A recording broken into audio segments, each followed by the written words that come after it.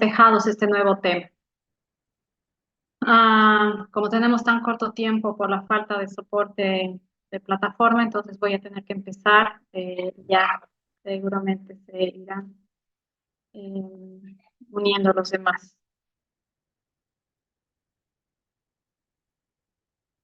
Bueno, vamos a hablar.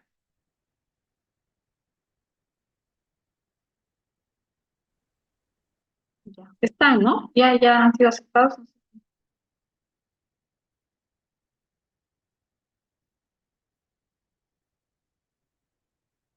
Está bien. Bueno, vamos a ver ahora un tema que es interesante, es bastante de cómo fue a lo largo de la historia, cómo fue evolucionando eh, los modelos que explicaban lo que era la enfermedad y lo que era la salud.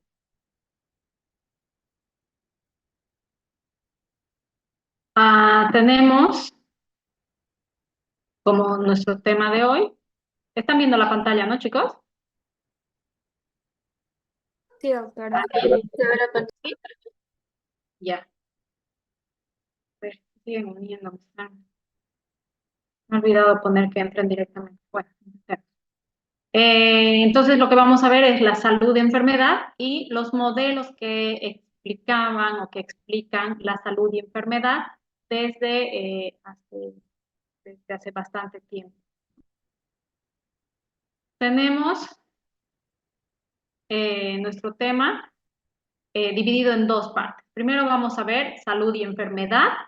Vamos a recordar un poco de algo que ya hemos visto y luego vamos a ver ya estos modelos explicativos de salud y enfermedad. Bueno, yo siempre procuro preparar las clases para que ustedes puedan participar, responder, opinar, dar ideas, pero lamentablemente el tiempo no nos permite hacer eso. Entonces, voy a dejar las preguntas que normalmente les hago y espero respuestas para que ustedes analicen un poco esto, despertar un poco de curiosidad acerca de estas preguntas que muchas veces pasamos por alto. Entonces, vamos a hablar de salud y enfermedad. Primero, que hay que pensar en qué es salud, pero no solamente como un concepto dado por tal o cual autor, sino como qué concepción nosotros tenemos acerca de la salud. Si va un paciente a vernos, cómo nosotros sabemos o podemos decir que nosotros miramos como médicos para decir, bueno, usted es una persona saludable, o qué cosas vemos para decir es una persona que está enferma. Entonces, cómo una persona se le puede decir usted es saludable? ¿Qué nosotros vemos para decir es saludable? Y por otro lado, ¿por qué las personas se enferman? ¿Por qué algunas personas se enferman y otras no? ¿Qué enfermedades hay?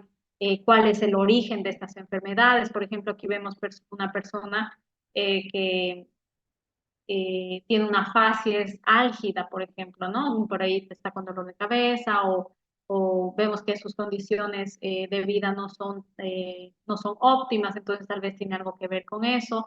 Aquí vemos, por ejemplo, una mujer en trabajo de parto que en este proceso lo primero que ha salido ha sido el bracito del bebé. Entonces, ¿por qué estas cosas ocurren y perjudican la salud tanto del bebé como de la madre? ¿Por qué no todos los procesos de parto, por ejemplo, eh, pueden ser normales, saludables, ¿no? Entonces, ¿qué es lo que lleva a la enfermedad? Y esto es algo que nos vamos preguntando desde hace bastante tiempo.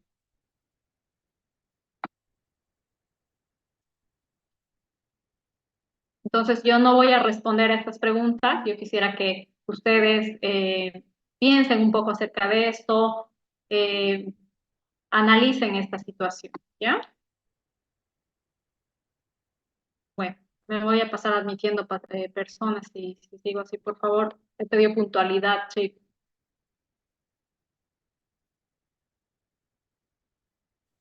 A ver, entonces, seguimos.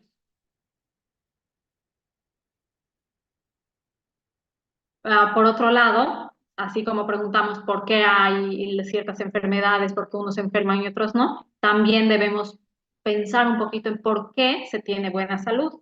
porque hay personas completamente saludables. ¿O qué es eso de buena salud? ¿A qué se refiere? Si todos pensamos igual acerca de lo que es buena salud, si todos sentimos igual acerca de buena salud. Eh, y también, por supuesto, tenemos el concepto de salud de la Organización Mundial de la Salud, que ya hemos visto en varias oportunidades anteriores, ¿no? Que dice como que toma la salud como un completo estado de bienestar físico, mental y social y no solo ausencia de enfermedad. Pero por eso justamente quiero que ustedes analicen qué es exactamente esa ausencia de enfermedad. Eh, Vamos a ver, como les digo, hacia atrás un poco de, no solamente de qué enfermedades han ocurrido a lo largo del tiempo, sino de cómo la gente ha ido tomando o enfrentando estas enfermedades. Las epidemias y pandemias aparecen desde que la humanidad ha iniciado, ¿no? Han aparecido al mismo tiempo, porque las personas han iniciado eh, siempre organizadas en sociedades, en núcleos familiares o en núcleos que convivían juntos, que luego eso ha ido aumentando, ¿no? Que ocupaban un mismo espacio de territorio, etcétera. Y las enfermedades en estos espacios también han tenido protagonismo, así como la sociedad iba organizándose, las enfermedades, sobre todo las contagiosas, también estaban inmiscuidas en esta organización. Entonces, como la gente iba enfermando y morían, pero por supuesto que antes no sabían, no conocían las causas de estas patologías o de la muerte como las conocemos ahora. Hoy en día tenemos muchísimos datos acerca de por qué enferman, cuál es la causa, cuál es el tratamiento, pero inicialmente en estas sociedades no había conocimiento acerca de eso. Entonces, vamos a ver las principales pandemias de la historia de la humanidad, como a mencionarlas y a dar algunos datos importantes para después hablar de cómo se han ido enfrentando estas situaciones dependiendo de la época en la que se presentaban, ¿no? Y cómo ha ido evolucionando esta concepción de salud-enfermedad. Entonces, hemos tenido 12 principales en la historia de la humanidad. La primera fue la peste negra o peste bubónica, que seguramente han escuchado hablar de ella, que ha sido uno de los peores brotes de esta enfermedad en el siglo XIV y una de las mayores pandemias de la historia. Realmente ha pasado a conocerse hasta hoy en día porque ha sido una enfermedad sumamente terrible para la humanidad, ¿no? La población europea, que tenía 80 millones, después de la peste negra ha terminado en solamente 30 millones, entonces más de la mitad de la población ha muerto en esta pandemia. Bueno, epidemia. Entonces, al surgir estas enfermedades, han tomado la medida de la cuarentena, porque notaban que las personas que llegaban en barcos eran las que llegaban enfermas. Entonces, como indicios de la salud pública, digamos, se dieron cuenta de esto, ¿no? De que los barcos llegaban con personas enfermas y que a partir de eso la enfermedad llegaba a las ciudades europeas. Entonces surgió la cuarentena. Esta cuarentena que viene por un lado de la palabra italiana de 40 días y a su vez esto surge de una palabra en latín, creo que es, sí, latín, que es cuadra quinta, que es 4 veces 10, ¿no? Entonces son los 40 días que se toman como la cuarentena. De ahí surge en el español el nombre cuarentena, ¿no? De los 40 días de aislamiento que se les hacía a las personas que llegaban, sospechosos de portar alguna enfermedad, como el principal miedo que se tenía era la peste bubónica. Entonces se los aislaba y bien, si no tenían ningún síntoma, bueno, ya se los liberaba de la cuarentena y se les dejaba entrar a la ciudad, pero muchas veces habían personas que en esta cuarentena presentaban signos, síntomas, enfermedades y morían en la cuarentena y bueno. Entonces se pudo controlar en cierta medida, pero no era una medida que funcionaba en absoluto o que funcionaba total y completamente, ¿no? Otra epidemia tenemos el cólera, que ha venido ocurriendo en diferentes épocas, en diferentes años a lo largo de la historia, y ocasionado la muerte de 40 millones de personas. Para el año 1850 en Londres fue un golpe fuerte a la salud de esta población, ¿no? Pero en este momento, en 1850 en Londres, surgió uno de los primeros salubristas en este lugar, en Londres, ¿no? Surgió uno de los primeros salubristas que lo que hizo fue, claro, él ya venía analizando la enfermedad y decía que algo se tiene que poder hacer para liberar a la ciudad del cólera con tantas muertes que hay. Entonces, eh, entre uno y otro intento de las cosas, lo que hizo fue tomar un mapa de Londres y empezar a marcar el origen de las personas eh, que enfermaban por cólera, o sea, el origen, la ubicación, digamos, donde vivían las personas que enfermaban con cólera. Entonces empezó a notar un patrón, ¿no? Empezó a notar que en cierta área de Londres había gran cantidad de personas que venían de ese lugar con la enfermedad de cólera. Entonces, de esta manera, determinaron después, por supuesto, yo les estoy contando esto en un minuto y a ellos les tomó semanas o no sé cuánto tiempo, pero bastante tiempo, determinar que en ese lugar había eh, una fuente de agua de donde la gente consumía agua para cocinar, para beber, para lavarse, etcétera.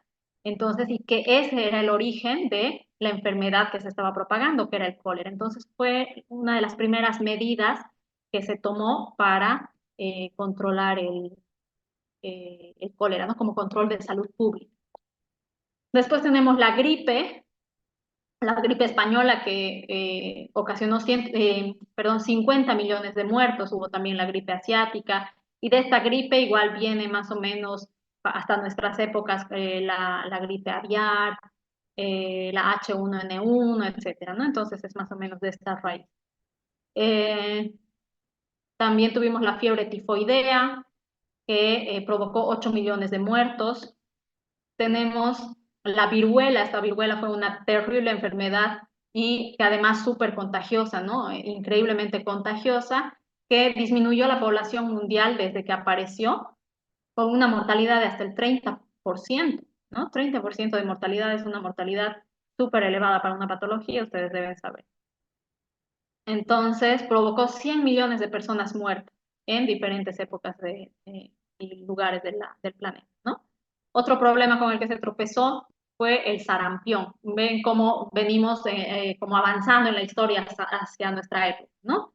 Tenemos el sarampión que ha provocado 3 a 4 millones de personas muertas en todo el continente americano.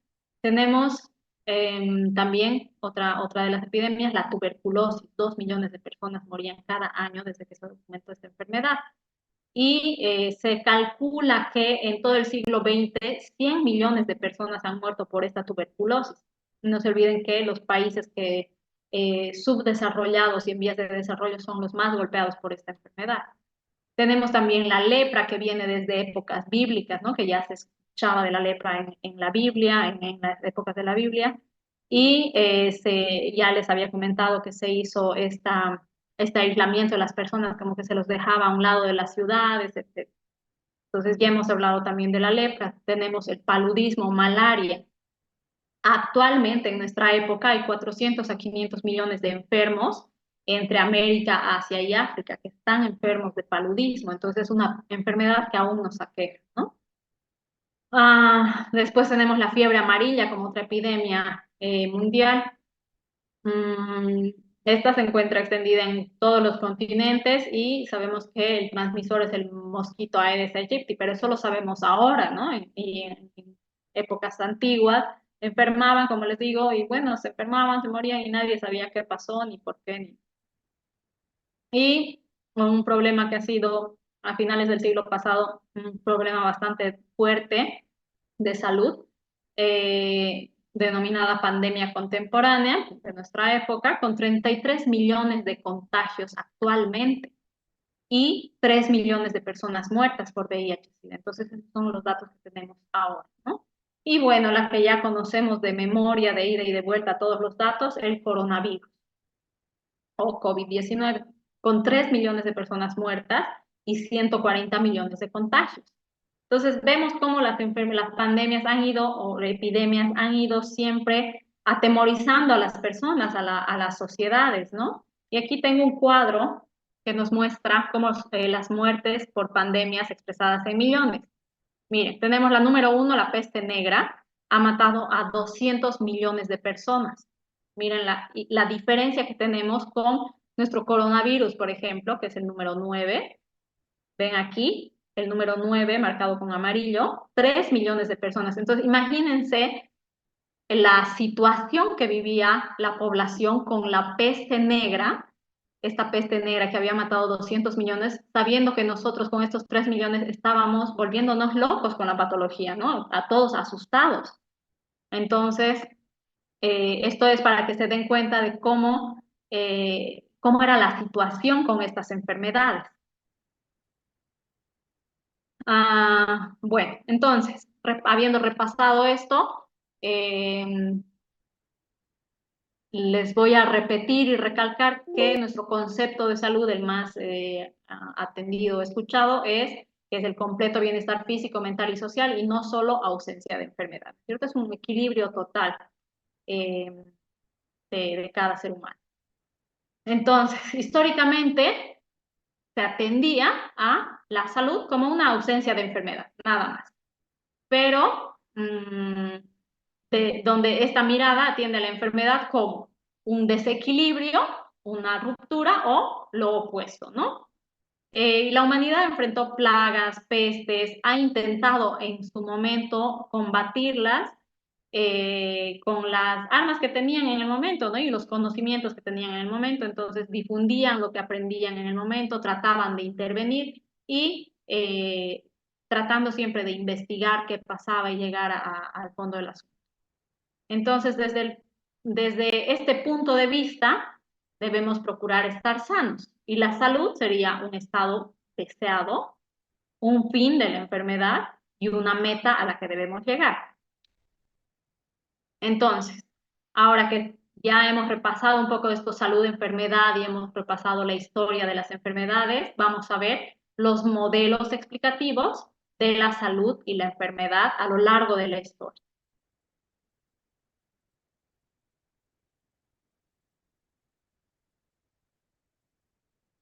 Bueno, el hombre, desde los albores de la humanidad, ha hecho esfuerzos de diversa naturaleza para recobrar la salud. Entonces, desde que vivíamos en sociedades pequeñas, en cuevas, cazando cazando en conjunto para sobrevivir, etcétera, el recobrar la salud porque o se habían hecho alguna herida o porque habían sido mordidos por algún animal salvaje, etcétera, era algo que ya los humanos necesitábamos, ¿no?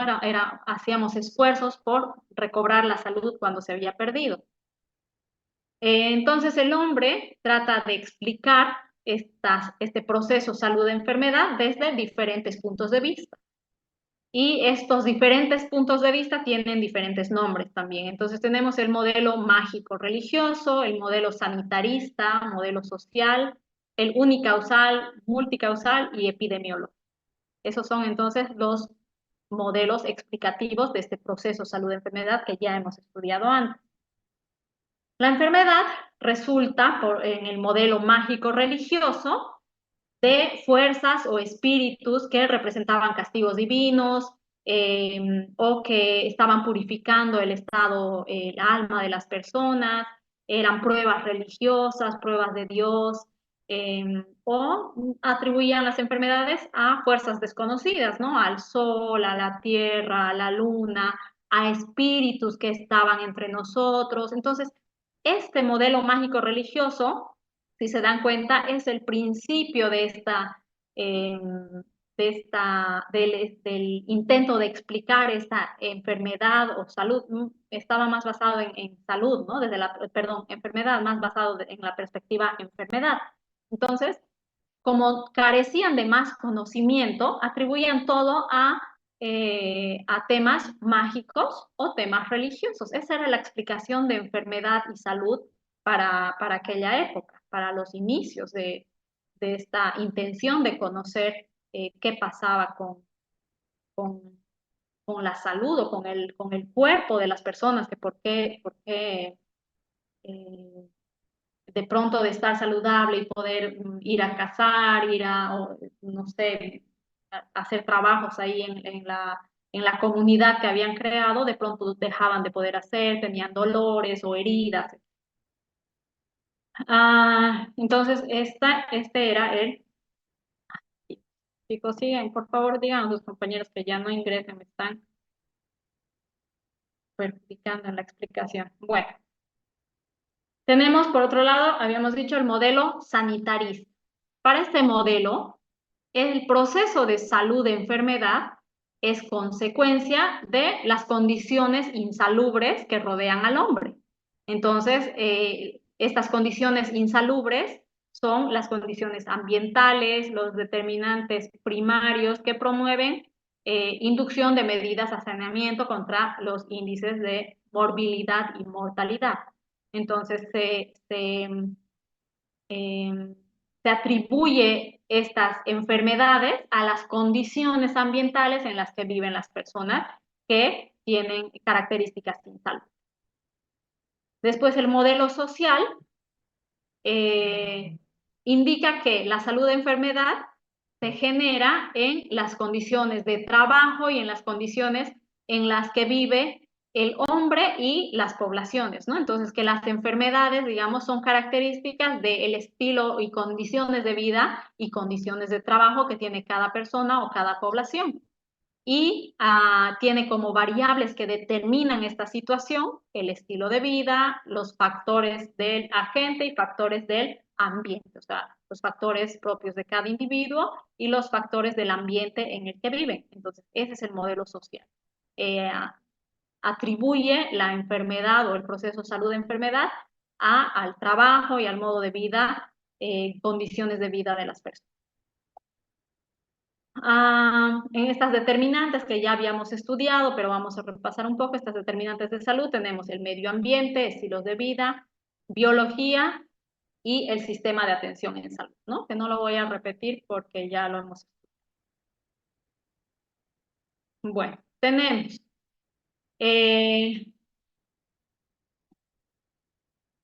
este cuadro que creo que ya lo habíamos visto también. Tenemos a las personas como punto central, como el centro de este proceso salud-enfermedad, con sus características propias, como edad, sexo, los factores intrínsecos que tiene cada individuo, sus factores genéticos, y lo que rodea a todo a estos individuos y los puntos que influyen en su salud o en su enfermedad son estilos de vida, la comunidad con las redes de sociedad, de apoyo social que pueden tener, o el capital social. Por otro lado está la economía local, esta economía local que es capaz de generar riqueza y también el acceso que uno tiene con la economía que cuenta, las actividades donde trabaja, qué cosas consume, cómo se desplaza y por otro lado tenemos cómo vive, qué hace, qué actividades realiza, si aprende, si juega, etcétera, ¿no? Después el entorno construido, que son los espacios, los ambientes en los que vive y después tenemos también los espacios por donde transita, digamos. Y tenemos medio ambiente natural y el ecosistema global. El medio ambiente natural son los hábitats naturales y todo lo ambiental, ¿no? Aire, agua, tierra, etc. Y el ecosistema global es lo que encierra todo esto que acabamos de hablar, que por un lado son generan cambios climáticos y por otro lado la biodiversidad. Entonces, todos estos van a denotar o van a marcar las determinantes de salud y el bienestar en nuestros espacios, ¿no? En nuestros barrios, en nuestras ciudades, en los lugares donde habitamos.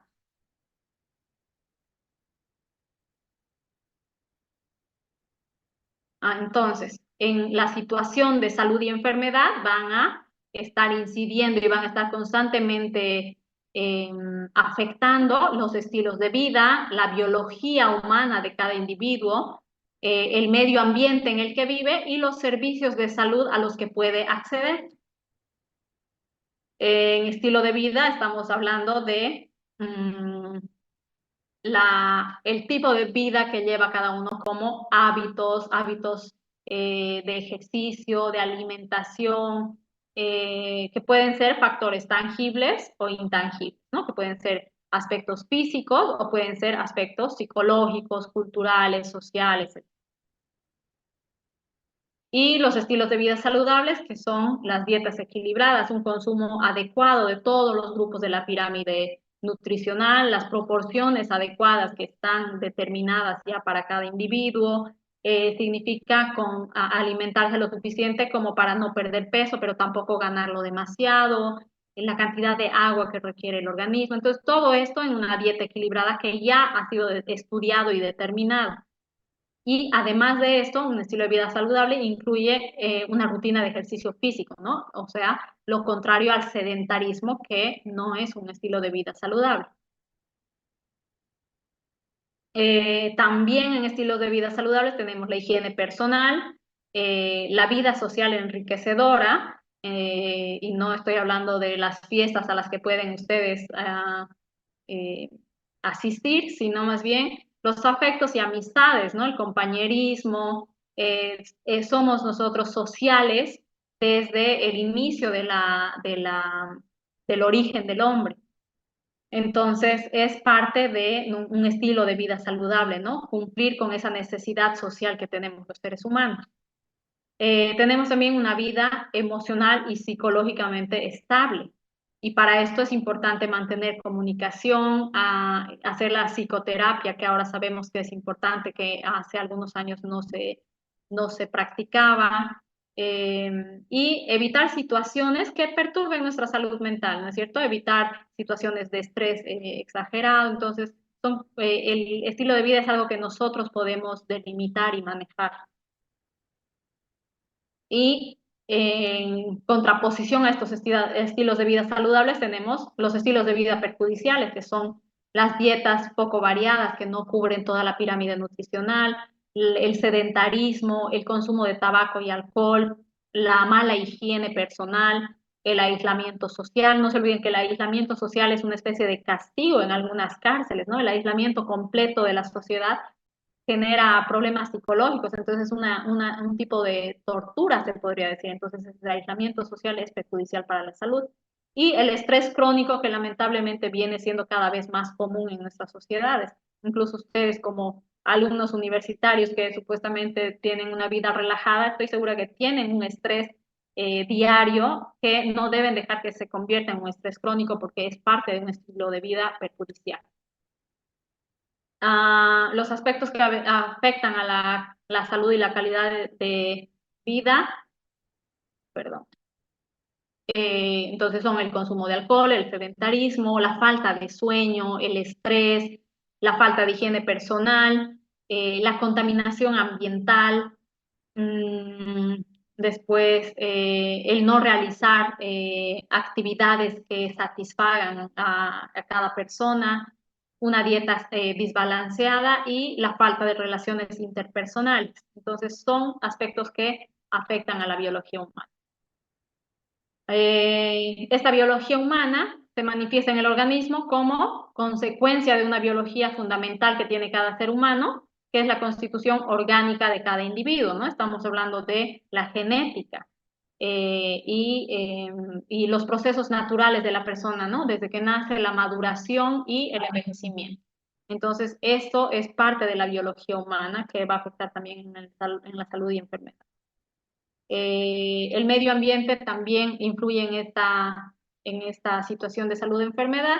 Entonces, todo esto que nosotros ahora conocemos, todas estas cosas, estos factores que pueden incidir en la salud de las personas, son cosas que antes no se conocían. Entonces, por eso hay estos diferentes sistemas que trataban de explicar la salud de enfermedad de otra manera, pero con los estudios que se han ido haciendo, entonces ya se conoce actualmente las causas de la enfermedad y las maneras de prevenir las enfermedades, ¿no? Ahora tenemos también el modelo unicausal. Este modelo unicausal dice que la respuesta de esta salud de enfermedad es la presencia activa de agentes externos y constituyen un fenómeno dependiente, o sea que algún agente biológico está causando esta enfermedad y la enfermedad es la respuesta del individuo a este agente causal, a este agente biológico. Entonces, el modelo unicausal es eso, ¿no? Que la enfermedad es como la respuesta a un agente biológico que está provocando eso.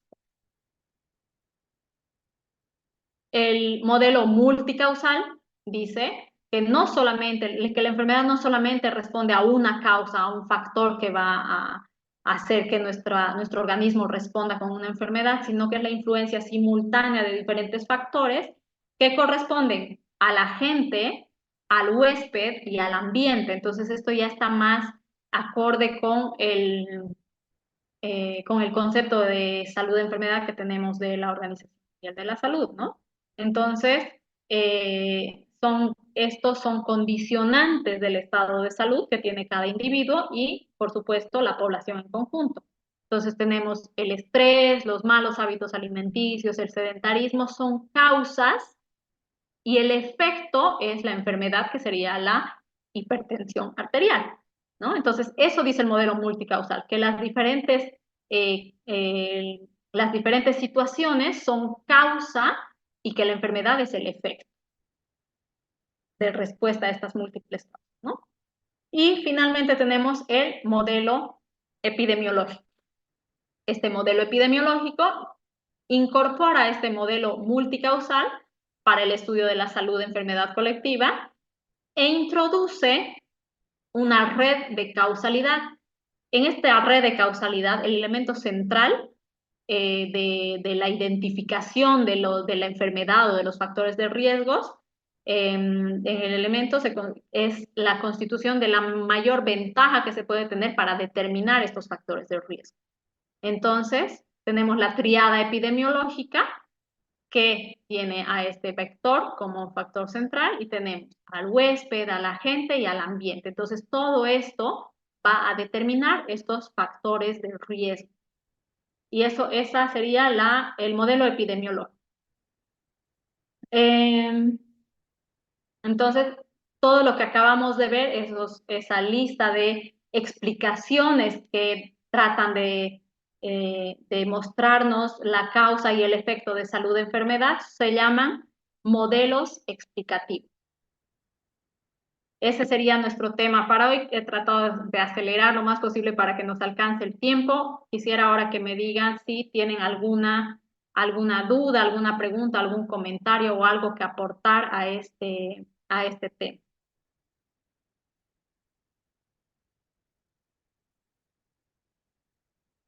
¿Nadie?